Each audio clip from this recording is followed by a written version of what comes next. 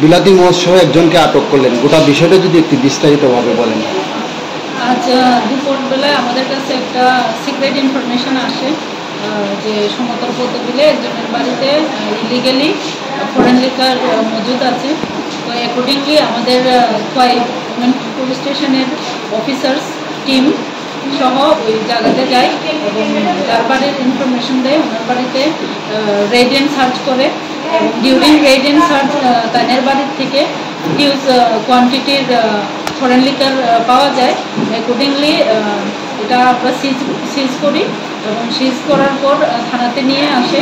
During সিজ যে এই মদগুলি স্টকে রেখেছিল ওনাকেও পাওয়া যায়। অ্যাকর্ডিংলি ওনাকেও আমরা অ্যারেস্ট করে থানাতে নিয়ে আসি। ওই যে যাকে অ্যারেস্ট করেছেন তার নাম কি?